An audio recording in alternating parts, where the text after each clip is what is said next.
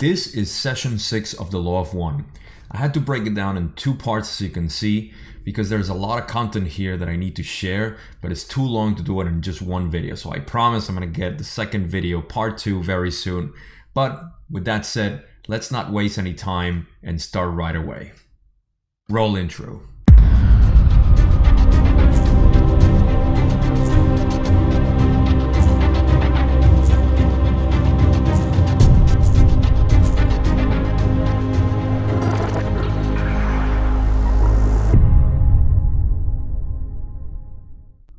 This time we're going to do something different. We're going to start with our regular format, and then we're going to go together for the last questions, which is a bunch, and I would like to just interact with them as I explain it to you. So if you remember last time in session 5, we were talking about healing of the body and the mind, and we let the spirit out for this session, of course. So let's get right into that, and then we're going to get into the other question that is going to be our regular format. We would like to continue the material from yesterday. This is well with us.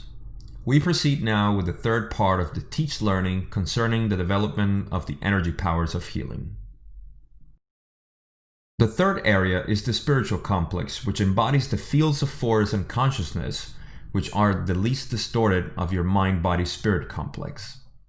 The exploration and balancing of the spirit complex is indeed the longest and most subtle part of your learned teaching. We have considered the mind as a tree. The mind controls the body. With the mind single-pointed, balanced, and aware, the body comfortable in whatever biases and distortions make it appropriately balanced for that instrument. The instrument is then ready to proceed with the graded work. All right, let me cut this short a little bit so I can explain so far what they have said, because we have 2 more parts that they talk about in terms of this question. What they're saying is that basically the mind and body, once it's healed and has an alignment, it's an allowance and it's receptive to the spiritual energy. And that's why they say the spiritual part or the component of the mind-body-spirit complex is the least distorted.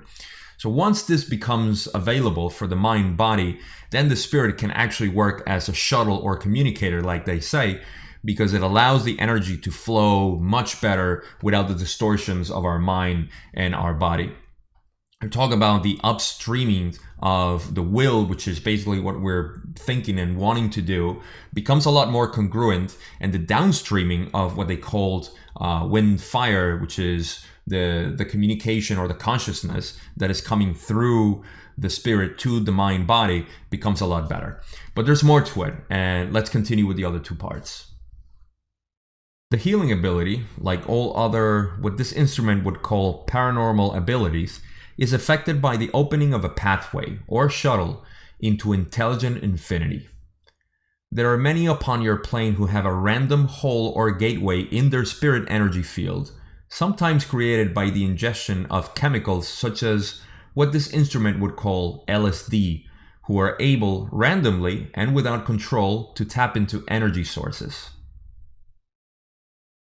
All right, really cool stuff they're saying here. So once this channel is open, basically the healing abilities become available to the healer. And then they talk about like people that have taken LSD have kind of puncture as opposed to naturally align with their mind-body-spirit complex and have this funnel, this gateway into intelligent infinity.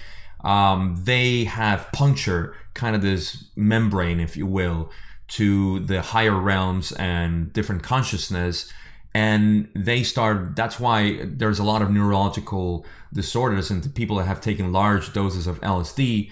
And it kind of makes sense because what they're doing is that they're opening the gateway without any control, and that's why they say that even though they may be or not entities that want to help, they still have access to this, and it can be a little crazy. This is why one of the things that I talk about is that psychedelics should be taken with a lot of care, especially because I am a big proponent that plant medicine is completely different than synthetic psychedelics. So just a side note there. And the other thing that they're saying that is pretty cool is that they talk about what it becomes for the healer, the lifestyle of the healer, that for others it looks like miracles, but for the people who are healing, and who are doing this work and have basically any type of connection with intelligent infinity, it's actually like commonplace. It's something normal that they do.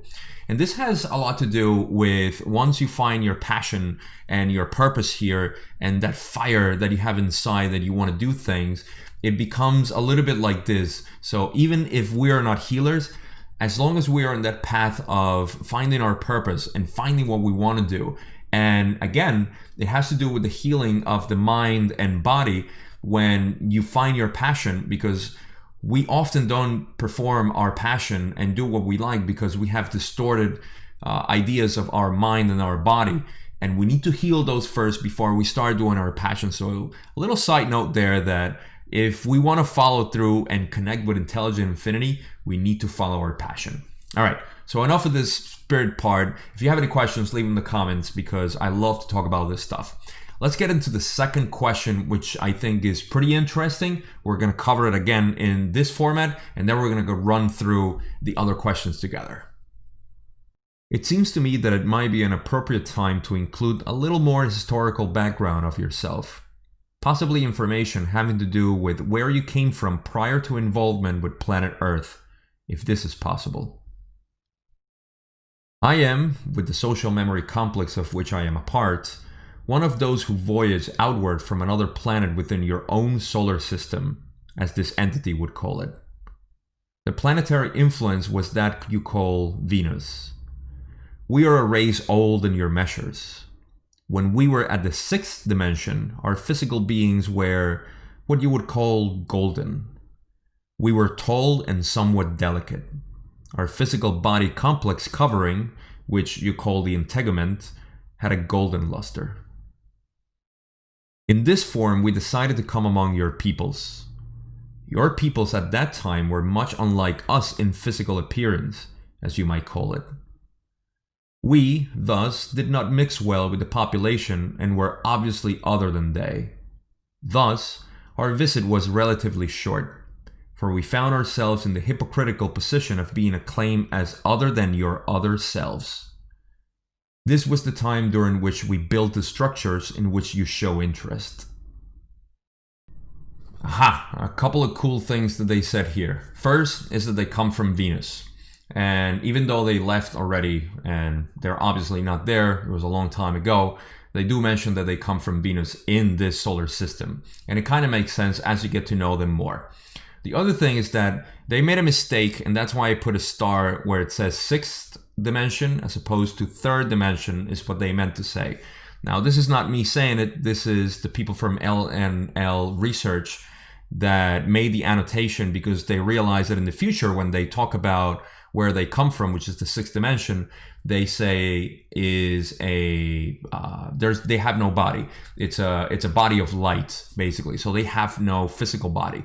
And they were talking about the physical body that they had in the past, which had a golden luster. That made them, when they came here, look different than others, and they really didn't like the idea of other people looking at them as gods, basically, is what they're trying to say. And so they left. But that was around the time that they built the pyramids, because those are the structures that they say that Don has interest on. So with that, let's get into the questions that I want to do as a round with you. And we're going to start with the next question because time is of the essence. And we're going to go into the question 6.5. Now, here, Don asks, how did you journey from Venus to this planet? Ra's answer is, we used thought. Yeah, deal with that. All right, the next question is, would it be possible to take one of the people at the time from our planet and place him on Venus? Would he survive? Were conditions on Venus hospitable? The 3rd density conditions are not hospitable to the life forms of your peoples. The 5th and 6th dimensions of that planetary sphere are quite conducive to growing, learning, teaching. Now, okay, so this is the cool part where they explain that Venus is no longer hospitable for third density beings like us. And it's also right now possible to the conditions of entities that are in sixth density and fifth density as well. So while for us, Venus obviously is inhospitable because of all the conditions and the sulfur acid and everything in the atmosphere, there is a different dimension or frequency at which fifth and sixth dimension or density beings actually can live there. So that's what they're talking about. We are not the only type of entity that exists. Obviously, we have a type of body. Fourth density has a different body, fifth density has a different body, and sixth density kind of doesn't have a body, but it does in a degree of what it actually means to have a body in this universe, but it's also made of light. So let's not linger anymore and go into the other questions.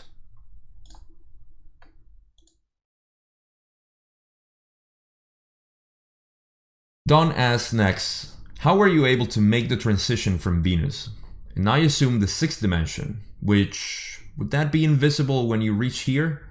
Did you have to change your dimensions to walk on the earth? Ra says, you will remember the exercise of the wind. The dissolution into nothingness is the dissolution into unity, for there is no nothingness.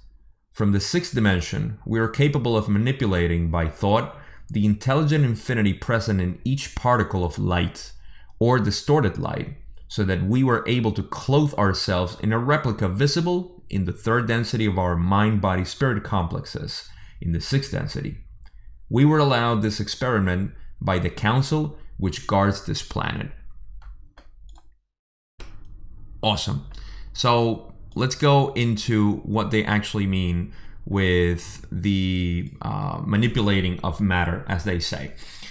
They used thought to travel here, but they also use thought to manipulate matter because of the density that they're at. And if you remember how they built the pyramids, they manipulated the intelligent infinity present in the matter to create the pyramids. In the same way, they kind of created a body to which they could kind of just enter in and embody here in the planet, and they did it as a replica of who they were. So that's all they're saying here, that when they travel from Venus to here, they did it in a way that they manipulated the matter so they can create the body that they wanted. That's it. That's all they're saying here. Let's get into the other questions, especially because they're talking about the council, and that's the next question that Don asks. Where is this council located? Don asks. This council is located in the octave, or eighth dimension, of the planet Saturn, taking its place in an area which you understand in third dimensional terms as the rings. Then Don asks, are there any people such as you find on Earth on any of the other planets in this solar system? Of course, Ra needs to ask, do you request space-time present information or space-time continuum information? And in this case, what Ra is doing is asking if they're asking about the present moment or something in history. And that's important because they need to know what kind of part of time they're talking about. If the past, the present, or sometimes even the future. So of course, Don says both. He wants to know both.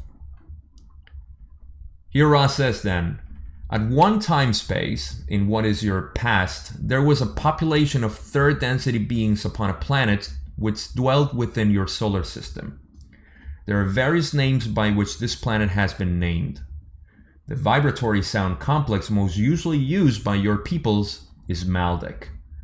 These entities destroying their planetary sphere, thus, were forced to find room for themselves upon this third density, which is the only one in your solar system at their time-space present which was hospitable and capable of offering the lessons necessary to decrease their mind-body-spirit distortions with respect to the law of one.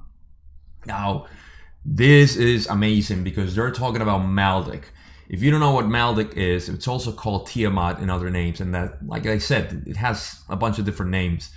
It's also the asteroid belt, because Maldek was a planet that was between Jupiter and Earth, or actually between Jupiter and Mars. And Mars was a satellite of Maldek, actually. Now, they get into some of this stuff later on in other sessions, but I want to leave you with the idea that Maldek was actually destroyed, and we're going to get into that history as well in this Law of One book, the first book that we're covering, the first 26 sessions, or 20-something.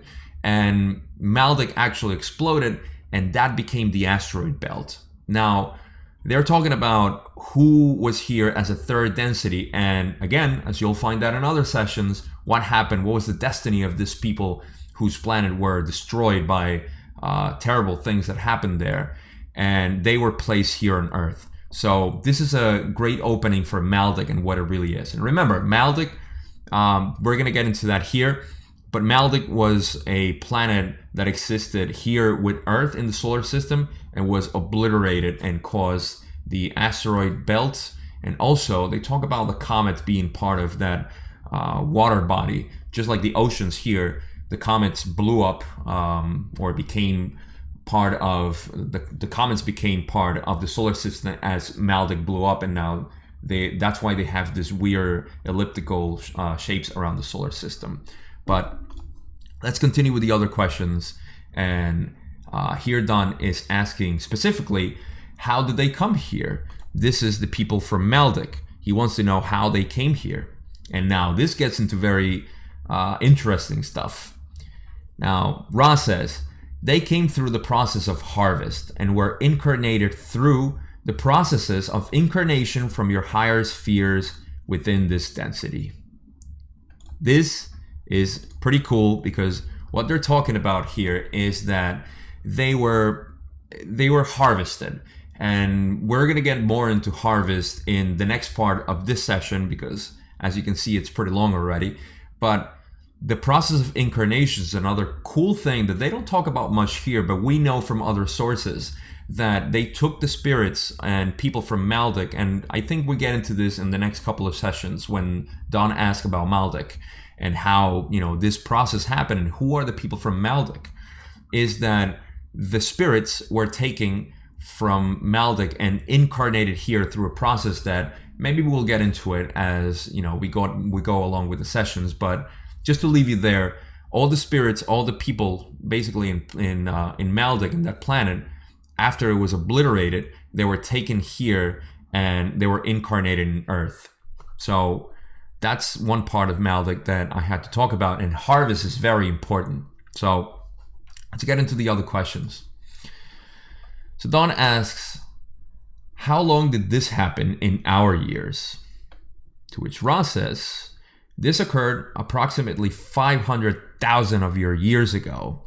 And again, this is why we're talking about a planet that exploded a long time ago, created this asteroid belt. And I'm going to get a little bit ahead of myself here, even though it's not part of the Law of One. You can see in some of the research that's been out why Mars has half of the planet. It's kind of like shocked. It's almost like rocks were spilled on top. It's almost like the surface was completely blasted, and the other side of Mars is kind of it has like the kind of normal layer of land, if you will, if you compare it to the other side.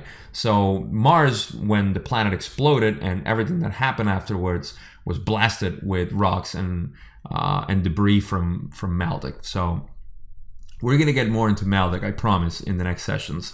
But let's continue on with what they keep asking here. So Donna now asks, is all of the Earth's human population then originally from Maldek? Now, this is amazing. This is awesome. And to this, Ra says, oh boy, here we go. This is a new line of questioning and deserves a place of its own. The ones who were harvested to your sphere from this sphere, known before its dissolution as other names, but your peoples as Maldek, incarnated many within your Earth's surface rather than upon it. The population of your planet contains many various groups harvested from other second dimensions and cycle third dimension spheres. You are not all one race or background of beginning. The experience you share is unique to this time-space continuum. Wow. Okay. So basically what they're saying here is that, first of all, Don is asking if the population of Earth, humans, and some animals, I believe too, are originally from Maldek. And Ra is saying here, and I'm not sure if Don picked it up as he should have at this moment, and I don't blame him, but Ra is saying that our population, the spirits that live here on planet Earth, it's not the usual thing. And let me explain this. When we have a planet in the in the galaxy in general, the confederation of planets, which is something that we're probably going to get into in the future a lot more, they decide what to do with the population of the planet once it goes into harvest. So imagine the confederation of planet, the council itself, as something that is managing the populations of different planets. Now, normally what happens is that let's call it a planet in any solar system, any stellar system, whatever you want to call it, around a star, goes through the process of harvest. They usually take them to another planet. Those who didn't pass the test, those who didn't graduate into 4 density, let's say. And these people are placed in another planet, brand new planet.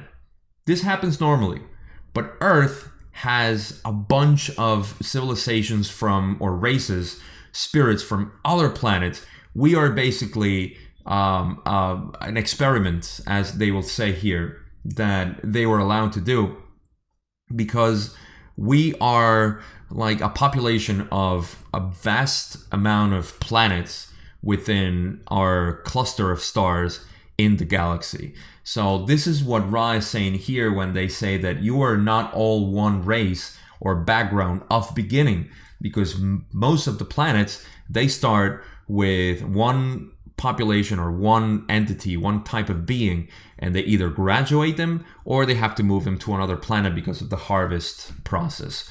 And they say that the experience you share is unique to this time-space continuum, which means that the experience we have here on planet Earth is unique to the whole galaxy, or probably to the whole universe, because of all the different populations that they have to move. Now, speculation says that this is why we have so many different races. We have Asians, we have black people, we have white people, we have Indian people. And this all ties in with the Anshars. And I know I'm getting a little bit, out of boundaries here, but it's just to show you the mix of spirits and incarnations that we have here. And this is not counting wanderers and people like the Melchizedeks, who have been here helping us for a long time. So with that, I know this is a little confusing, but if you have any questions, please leave them in the comments, because like I said, I love talking about here. And I'm sorry to do this to you, but this is the next question that Don asks. And he says, I think it would be appropriate to discover how the law of one acts in this transfer of beings to our planet and the action of harvests.